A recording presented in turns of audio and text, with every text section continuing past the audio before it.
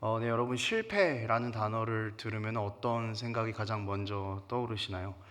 사실 이 실패라는 단어를 들었을 때 굉장히 긍정적입니다라고 말하는 사람들은 거의 없을 것입니다. 뭐 해야 할 것을 이루지 못했기 때문에 당연히 부정적이게 여겨질 수밖에 없는 그런 단어입니다.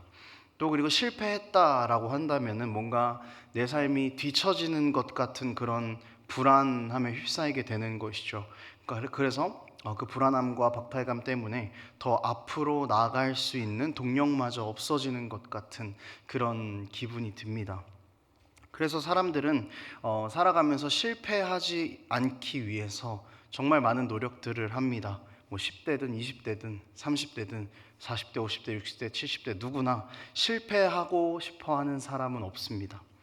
그런데 의외의 모습을 하나 발견하게 되는데요. 유튜브에서 실패라는 단어를 검색해 보면은요. 실패하지 않는 방법이나 실패해서는 안 된다라는 종류의 영상이 거의 나오지 않습니다. 오히려 실패를 하라고 이야기를 하고 있습니다. 그리고 실패를 두려워하지 말라라고 이야기하는 영상들이 꽤나 많습니다. 그리고 뭐 또 극단적으로는 더 많이 실패하고 더 크게 실패해라 이제 이런 영상들도 있습니다. 이런 것을 보면서 저는 오히려 이런 유튜브의 영상들이 실패를 대하는 우리의 자세에 조금 더 맞는 것이 아닌가라는 생각이 들었습니다. 왜냐하면은 여러분 사람은 본질적으로 유한한 존재입니다. 그렇기 때문에 그 유한한 존재가 내리는 결정들이 완전할 수가 없습니다. 그러니까 늘 시행착오를 겪는다는 것이죠. 어떻게 보면은 우리 지나온 삶을 돌아봐도 우리는 하는 선택 가운데에서 어차피 실패에 노출될 수밖에 없는 그런 인생을 늘 살아왔지 않습니까? 그렇기 때문에 실패하지 않는 방법이라든지 이런 것들은 오히려 우리에게 더 큰 박탈감을 가져다 줄 수 있다는 것입니다. 이만큼이나 철저하게 준비했는데, 이만큼이나 철저하게 노력했는데 실패를 하다니 보다는 물론 성공할 수도 있지만 늘 실패를 염두하고 실패 후를 준비하는 것이 유한한 우리에게는 조금 더 바람직한 것이 아닌가라는 그런 생각을 하게 되는 것이죠. 여러분 오늘 본문에는요 실패한 이스라엘이 나옵니다. 그러니까 하나님께서 이런 실패한 이스라엘에게 어떤 일을 행하셨는지, 그리고 이스라엘이 이 실패를 어떻게 극복해 나가기를 원하셨는지를 좀 살펴보려고 합니다. 실패하고 있다고 생각하는 우리 인생, 또 우리에게 닥치는 어려움 가운데에서 하나님께서는 우리에게 또 어떤 은혜를 주시고자 하는지 이것들을 함께 나누는 그런 시간이 되었으면 좋겠습니다. 오늘 본문은 한 번 아이성 전투에서 패한 뒤 다시 아이성 점령을 시도하는 이스라엘의 그런 상황을 담고 있습니다. 첫 번째 아이성 전투에서 이스라엘 백성은 실패했습니다. 그들은 하나님께서 자신들과 동행하신다라는 그 사실을 너무 당연하게 여겼고 하나님만을 의지하고 순종해야 하는 기초를 무너뜨렸습니다. 건너기 불가능한 요단을 건넌 것도, 무너뜨릴 수 없는 여리고성을 무너뜨린 것도 모두 다 하나님의 말씀에 순종할 때 가능한 것이었는데, 지나치게 하나님에 익숙했던 이스라엘은 은혜를 은혜라고 생각하지 않고 하나님을 철저히 배제한 채 아이성 전투에 그렇게 임하게 됩니다. 결과는 패배였습니다. 굉장히 쓰라린 패배였죠. 아이성을 정탐할 때 2, 3천 명이면 된다고 생각했던 정탐꾼들의 그 지혜와 계획이 실패를 하지 않기 위한 이스라엘의 노력이었는데, 하나님을 배제한 채로 세워진 그들의 지혜와 노력은 아무런 영향을 미치지 못했습니다. 삶에서 하나님을 배제한 그 결과는 철저하게 실패였다라는 것이죠. 실패의 원인이 하나님을 배제하는 것이기 때문에, 그러니까 하나님이 없는 것이 실패의 원인이었기 때문에 이 실패가 성공이 되기 위해서는 하나님이 필요한 것입니다. 그래서 오늘 읽은 부분에서 하나님께서는 철저하게 실패한 이스라엘을 성공으로 그렇게 이끌어 가시는데요, 이 가운데에서 하나님이 필요하다라는 것을 핵심으로 말씀하시면서 그들의 실패를 성공으로 바꾸어 나가시는 모습을 우리가 발견할 수 있게 되는 것입니다. 실패 가운데 있는 여호수아에게 하나님께서 찾아오십니다. 이 7장의 이야기를 잠깐 해야 되는데요, 아이성 전투에서 패배한 이후에 여호수아는 하나님께 한탄을 합니다. 그러니까 하나님 어떻게 우리를 약속의 땅으로 들여보내신다고 약속해 놓고서는 왜 이방 땅에서 우리를 멸망하게 하십니까? 우리가 차라리 요단 동편에서 건너지 않고 그냥 거기서 계속 살았으면 좋았을 뻔했습니다 라고 이렇게 한탄을 합니다. 물론 어떤 해석에는 여호수아가 하나님의 뜻을 묻기 위해 엎드렸다라고 이야기하는 해석들도 있지만, 저는 사실은 이게 여호수아가 그렇게 순진한 생각으로 하나님께 엎드렸다라는 생각이 별로 들지는 않습니다. 그러니까 오히려 하나님께 화를 내고 있는 것에 조금 더 가깝다는 생각이 듭니다. 그러니까 하나님을 배제했던 자신의 모습은 전혀 바라보지 못합니다. 그러니까 예전에 한번 가나안 땅을 정탐했을 때 그 가데스 바네아에서 정찰을 다녀온 이후에 약속의 땅에 들어갈 수 있다고, 하나님이 함께 하신다라고 고백해서 살아남고 약속의 땅을 들어갈 수 있게 되는 영광을 누리게 된 여호수아였는데, 그 당시 하나님을 원망하던 다른 지파의 대표들이 가지고 있던 그 모습을 여호수아가 지금 그대로 하나님 앞에서 가지고 있는 것이죠. 이렇게 원망하고 있는 여호수아에게 하나님께서는 무엇이 잘못인지를 알려주셨고, 그 다음에 아간을 징벌하십니다. 여러분, 우리의 신앙적인 실패는요, 우리의 선택입니다. 그러니까 하나님 탓을 사실은 할 수가 없는 것입니다. 우리의 실패 가운데에서 하나님께서 일하시는 방식이 이렇게 7장에 나와 있지 않습니까? 그리고 이렇게 하나님께서 일하시는 방식은 성경 전체에 흐르는 하나님의 방법이기도 합니다. 잘못한 사람은 따로 있는데, 스스로 실패에 들어간 사람은 따로 있는데, 자기가 잘못해놓고 오히려 하나님에 대해서 화를 내고 있는 인간에게 하나님께서는 내가 너한테 지금부터 실패하지 않는 방법을 알려줄게 라고 이야기를 하고 계신 것이죠. 하나님은 늘 이렇게 성경 가운데서 일하셨습니다. 자격이 없는 사람들에게 늘 방법을 알려주시면서 그렇게 인간의 역사를 이루어 가셨습니다. 그러니까 우리 하나님의 이 일하심의 방식이 은혜라고밖에 말할 수 없는 것이죠. 선악과를 따먹고 스스로 하나님의 자리에 올라서 하나님과 같이 되려고 했던 그 인간을 끝까지 사랑하셔서 살 길을 내어주신 것도, 7장에서 불순종하여 아이성 전투에서 패배한 이스라엘에게 살 길을 내어주시는 것도 모두 다 하나님의 은혜가 아니고서는 설명이 되지 않는다라는 것입니다. 그리고 이 은혜로 이스라엘의 실패가 역전이 되기 시작합니다. 이 7장에서 8장 사이에는요, 여러분, 약간의 그 긴장감이 있습니다. 여호수아는 하나님께 먼저 말을 걸 수가 없었습니다.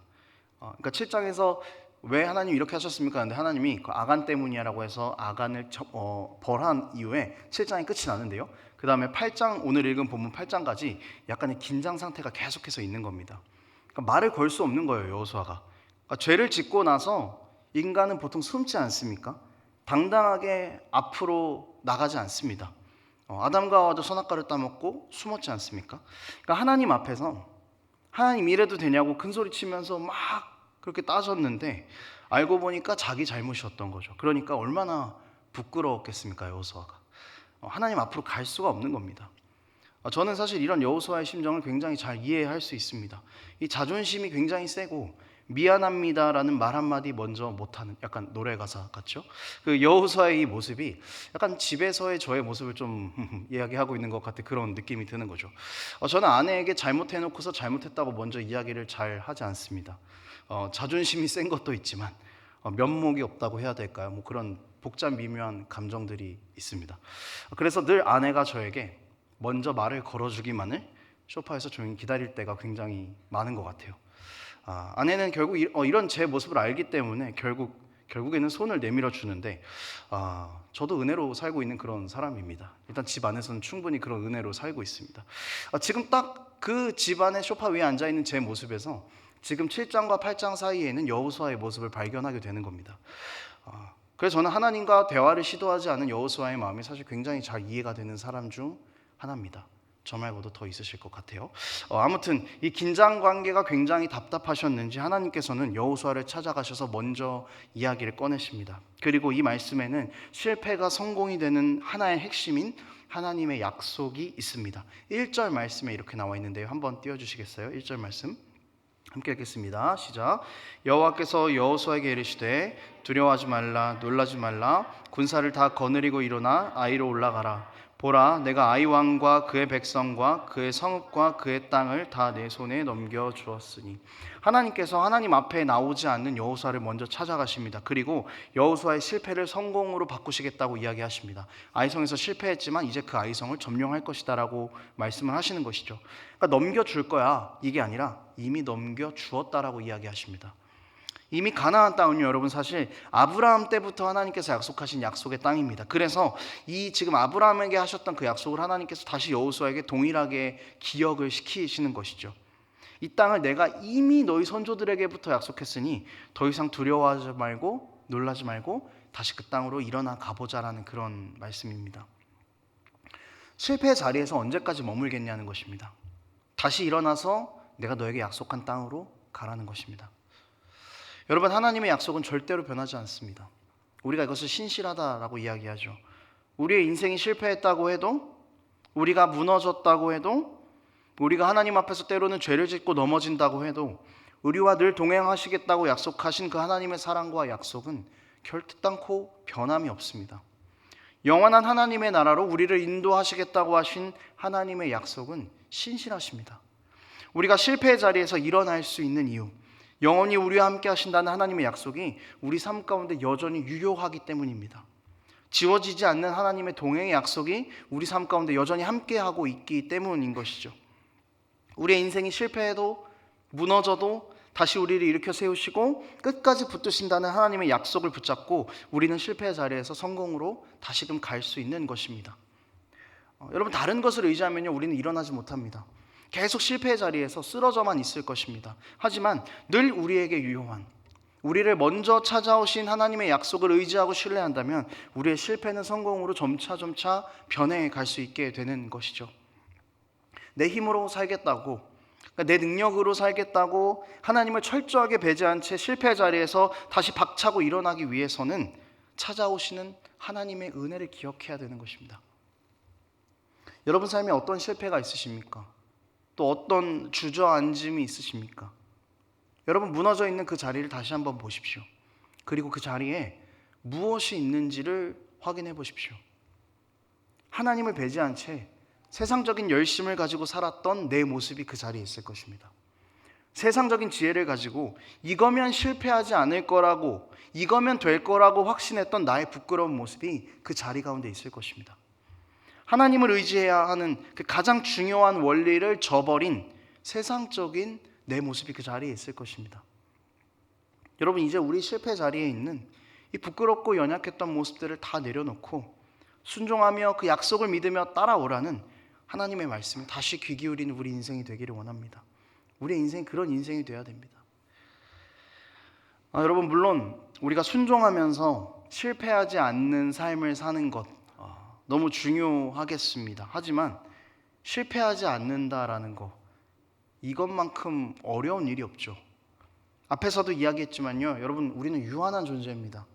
또 죄인이죠. 우리가 하는 선택이 언제나 옳지도 않고 언제나 성공하지도 않습니다. 그러니까 우리는 늘 실패에 계속해서 노출되는 그런 삶을 살아갑니다. 그렇기 때문에 우리에게는 실패를 성공으로 바꾸는 방법도 필요하겠지만 어쩌면 더 유용하게 우리에게 쓰일 수 있는 방법은 실패했을 때 대처하는 방법이지 않을까 싶습니다. 여러분, 우리는 실패했을 때 어떻게 대처해 나갈 수 있을까요? 하나님께서 여호수아에게 야이성을 점령할 작전을 말씀해 주시는데 이것에서 우리는 실패했을 때 우리는 어떤 자세를 취해야 되는가를 발견할 수 있습니다. 이 아이성을 두 번째 점령하는, 두 번째 공격하는 그 작전에서 굉장히 중요한 것은 바로 매복을 하는 것이었습니다. 매복. 1절에서 9절까지 보면은요, 이 매복이라는 단어가 굉장히 자주 나오고 하나님께서 이렇게 펼치시는 그 작전들을 보면은 매복이 되게 중요하다라는 걸 알 수 있습니다. 기습을 해야 되는 거죠. 이 매복을 영어로 하면은 lay in wait라고 되어 있습니다. 그러니까 lay는 눕히다라는 그런 뜻입니다. 눕히다. 여러분, 군대에 있을 때 매복 훈련을 해보신 적 있으실 것입니다. 남자분들은 어떻게 매복을 하셨습니까? 예비군이 아니고서야 보통 땅에 많이 엎드리죠. 그리고 땅을 보통 많이 파고 들어갑니다. 저는 의경 출신이라서 사실 해본 적은 없습니다. 듣기만 했습니다. 그러니까 매복을 할 때 나 여기 있습니다, 그렇게 보여줘서는 안 되는 거죠. 그러니까 누워있는 것과 마찬가지로 바닥에 바짝 엎드리지 않습니까? 그러니까 우리가 할 수 있는 것은 하나님께서 약속하신 그 소망의 날이 반드시 올 것이라는 하나님의 신실하신 약속을 붙잡으면서 실패한 바로 그 순간에 바로 그 자리에서 하나님 앞에 엎드리는 것입니다. 누워있는 것처럼 보일 정도로 그냥 바짝 엎드리는 것입니다. 여러분, 참 아이러니하게도 이스라엘 백성의 처음 전투도 역시 아이성 앞에서 그들이 엎드려졌던 그런 전투입니다. 그들은 아이성 전투에서 비탈길에서 당했습니다. 그러니까 도망을 치면서 이스라엘이 철저하게 땅에 엎드려지는 그런 굴욕의 시간이었죠. 하지만 지금 이스라엘이 다시 아이성 근처에서 엎드린 실패의 시간은 그때 그 시간과는 전혀 다른 시간인 것이죠. 불순종함으로 하나님 없이 행하면서 엎드려졌던 이스라엘이 이제는 하나님과 함께 전쟁을 하며 하나님의 뜻을 구하는 그런 엎드림을 하고 있는 것입니다. 여러분, 이것이 우리가 실패했을 때 대처할 수 있는 유일한 방법입니다. 엎드려야 합니다. 여러분, 엎드렸을 때 우리는 생각을 할 수 있게 됩니다. 뒤를 다시 돌아볼 수 있게 됩니다. 이스라엘이 아이성으로 진격할 때 처음에 그들은 하나님 앞에 엎드리지 않았습니다. 그러니까 뒤를 돌아볼 시간도 기회도 없었을 것입니다. 다 점령을 한 이후에 여리고를 점령한 이후에 한 번만 더 생각했더라면 우리가 어떻게 이겼을까, 또 우리가 어떻게 요단을 건넜을까를 그들이 멈춰서 엎드려서 한 번만 더 생각했더라면 아이성에서의 실패는 없었을지도 모르겠습니다. 그렇기 때문에 엎드리지 않았기 때문에 그들은 순종해야 이긴다는 가장 중요한 원리를 놓쳐버렸고 하나님을 배제해버린 것이죠. 여러분, 이스라엘 백성들이 그 매복을 하면서 무슨 생각을 했겠습니까? 되게 아이러니한 그 묘한 감정을 느꼈을 거예요. 처음에는 아이성 앞에서 우리가 적들에게 엎드려서 일어나지를 못했는데 이제 하나님께서 주신 승리를 기대하는 마음으로 엎드려서 기다리고 있다는 이 상황이 굉장히 묘한 감정으로 다가왔을 거라는 거죠. 엎드려 있는 시간 동안에 하나님을 의지할 때와 의지하지 않을 때 발견되는 차이를 그들은 발견했을 것입니다. 아이성 전투는 실패였습니다. 불순종했기 때문에 실패였고 하나님을 배제했기 때문에 실패였습니다. 하나님 앞에 엎드리지 않았기 때문에 실패였습니다. 그렇지만 하나님께서는 그 이스라엘의 실패를 그대로 이용하셨습니다. 실패의 자리로 다시 이스라엘을 끌고 가셔서 그 이스라엘에게 똑똑히 다시 보여주셨습니다. 실패할 수밖에 없는 이스라엘이 맞지만 그 실패한 순간 가운데에서 무엇을 해야 너희가 다시 실패하지 않는지를 하나님께서는 똑같은 그 자리에서 다시 보여주신 것입니다. 실패 가운데에서도 하나님의 뜻을 붙잡으라는 것을 하나님께서는 보여주고 계신 것이죠. 하나님 앞에 엎드려서 기다리는 시간 동안 하나님이 베푸셨던 은혜를 기억하고 어떻게 승리해왔었는지를 다시 기억하다 보면 그 가운데 하나님이 계셨음을 알게 될 거니까 그 시간을 하나님께서 만들어 놓으신 것입니다. 하나님은 이것을 알려주려고 하셨던 것 같아요. 여러분, 우리 인생에 그 실패의 수많은 시간들이 있지 않습니까? 그 시간이 하나님께서 우리에게 만들어주신 시간입니다. 갑자기 나타나셔서는 여호수아에게 아이성으로 가라고 말씀하셨지 않습니까? 굳이 이스라엘을 그냥 실패의 자리로 끌고 가신 거예요. 그리고 그 실패의 자리에서 전혀 다른 차이를 만들어내신 것이죠. 이 차이를 이스라엘이 엎드릴 때 봤다는 것입니다. 엎드려서 철저하게 실패했던 아이성의 자리에서 실패했을 때 우리가 이랬어야 했구나를 발견하게 되는 것이죠. 그러면요, 여러분, 이 아이성 전투에서의 이스라엘의 실패는 사실은 실패가 아니었던 것이죠. 하나님께서 이스라엘에게 보여주신 이 실패 가운데서 해야 할 일은 앞으로 이스라엘 앞에 놓인 그 수많은 걸음걸음들을 인도해 나가는 가장 중요한 원리였습니다. 실패 가운데에서, 그 고난 가운데에서 가장 중요한 것을 이스라엘이 발견했던 것입니다. 여러분, 우리의 실패, 이것은 곧 우리가 엎드려야 할 시간임을 말해주는 것입니다.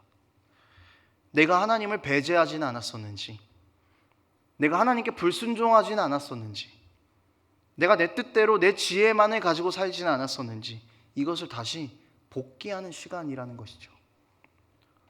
그러니까 여러분, 우리는 실패했을 때 낙담할 시간이 없습니다.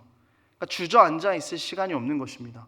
더 엎드리고 더 엎드려서 주님, 내 인생에 행하실 당신의 계획은 무엇입니까를 묻고 또 물어야 되는 그런 시간인 것이죠. 하나라도 더 묻고 하나라도 더 다시 기억해내야 하는 그런 시간이라는 것입니다. 여러분, 매복의 시간이 끝나면요, 이제 전쟁이 시작될 겁니다. 아이성에서 나오는 군사들을 물리치는 전쟁으로 다시 이스라엘이 투입돼야 하는 것이죠. 어쩌면 이스라엘 백성들에게는 트라우마가 있었을지 모르겠습니다. 한 번 패한 전쟁인데 다시 이길 수 있을까라는 그런 두려움이 있을 수 있었다는 것이죠. 자신이 실패했던 것과 다시 마주하게 됐습니다. 그렇지만 이 매복의 시간을 잘 보낸 이스라엘은 마주한 실패와 다시 또 실패하지 않았습니다. 여러분, 우리는 실패한 이후에, 하나님 앞에서 엎드린 시간을 보낸 이후에 다시 세상 가운데로 나아가게 됩니다. 내가 했던 실패를 다시 경험하게 되기도 할 것입니다. 그리고 내가 했던 실패보다 더 무서운 실패에 직면하게 될 수도 있을 것 같습니다. 하지만 여러분, 원리는 같습니다. 엎드림입니다. 우리가 겪는 실패의 자리들이 결코 우리를 낙담하게 만들지 않을 것입니다. 쓰러지게 만들지 못할 것입니다. 하나님께서 여호수아에게 약속하셨던 것처럼 이미 이 세상의 모든 싸움을 우리 주님께서 앞서 가셔서 싸우셨고 우리에게 그 승리가 이미 주어졌기 때문입니다. 그러니 여러분, 다시 시작되는 그 실패를 우리가 두려워할 필요가 없습니다. 실패의 긴 터널 가운데에서 주님의 뜻을 묻고 또 묻고 엎드리는 시간을 우리가 충분하게 잘 소화해냈다면 실패를 대하는 우리의 태도는 완전히 바뀌어버렸다는 것을 우리는 분명하게 발견할 수 있게 될 것입니다. 여러분, 지금 어떤 문제 가운데 있으십니까? 어떤 실패를 겪고 계십니까? 어떤 실패가 다가올까 우려되는 그런 실패도 우리 가운데 분명히 있을 것입니다. 그 시간이 여러분, 하나님께서 우리를 그분 앞에 엎드리게 만드는 시간임을 기억하시기 바랍니다. 그 시간에 우리가 정말 잘 엎드려 있어야 합니다. 하나님의 뜻을 더 물어야 합니다. 하나님을 배제했던 내 인생을 더 많이 돌아보고 회개해야 하는 것입니다. 그리고 이 모든 실패의 시간이 끝난 후 반드시 하나님께서 우리에게 약속하셨던 그 승리를 보여주실 것입니다. 매복을 밤 동안 했습니다. 그 매복을 잘 충실하게 소화해냈던 이스라엘 백성은 날이 밝을 때 그들에게 약속됐던 승리를 보았을 것입니다. 아이성 가운데에서 이스라엘이 보았던 하나님과의 동행함으로 얻은 그 승리가 여러분, 우리의 모든 실패와 고난 이후에도 동일하게 있게 되기를 축복합니다. 말씀 정리하겠습니다. 사랑하는 여러분, 우리가 실패 가운데에서 붙잡아야 될 것, 정말 꽉 붙잡아야 될 것 두 가지였습니다. 첫 번째는 영원히 나를 놓지 않으시겠다는 하나님의 신실한 약속입니다. 하나님께서는 이 약속으로 아브라함을 위로하셨고 여호수아를 위로하셨고 그리고 오늘 우리를 동일하게 위로하십니다. 하나님의 약속의 내용은 변하지 않습니다. 우리가 하나님 나라에 들어가게 될 것이다라는 약속입니다. 그리고 그것을 작정하신 분이 하나님이시니 반드시 우리를 선한 길로 인도해내실 것입니다. 우리의 실패의 자리가 성공이 되게 하는 방법은 우리를 영원히 놓지 않으시고 세상 끝날까지 함께 하시겠다는 그 하나님의 약속을 붙잡는 것입니다. 둘째는 하나님 앞에 엎드리는 시간이 필요하다라는 것입니다. 그리고 그 엎드리는 시간은 여러분, 우리가 실패할 때일 것입니다. 언제 엎드려야 하나요? 언제 기도해야 하나요? 늘 엎드리고 늘 기도해야 하는 것은 맞습니다. 그렇지만 우리가 혹시 실패한 순간이 있다면 그 순간에 우리가 더 치열하게 기도합시다. 더 치열하게 엎드립시다. 하나님의 뜻을 묻고 하나님의 뜻을 배제했던 우리 인생을 돌아보면서 그렇게 우리가 인생 가운데 있는 그 실패의 시간들을, 이 긴 터널을 이겨내는 우리가 되었으면 좋겠습니다. 그럴 때 반드시 하나님께서 주시는 승리를 우리가 볼 수 있게 될 것입니다. 여러분, 우리는 실패한 것이 아닙니다. 하나님께서 우리에게 하실 말씀이 있는 것입니다. 여러분, 우리는 실패한 것이 아닙니다. 그 실패 뒤에 다시 우리에게 오는 그 승리를 분명히 바라볼 수 있게 될 것입니다. 하나님을 의지함으로, 그분께 엎드림으로 우리 삶의 가장 중요한 그 하나님이라는 원리를 붙잡고 살아가는 우리의 삶이 되기를 원합니다. 함께 찬양하고 기도하겠습니다.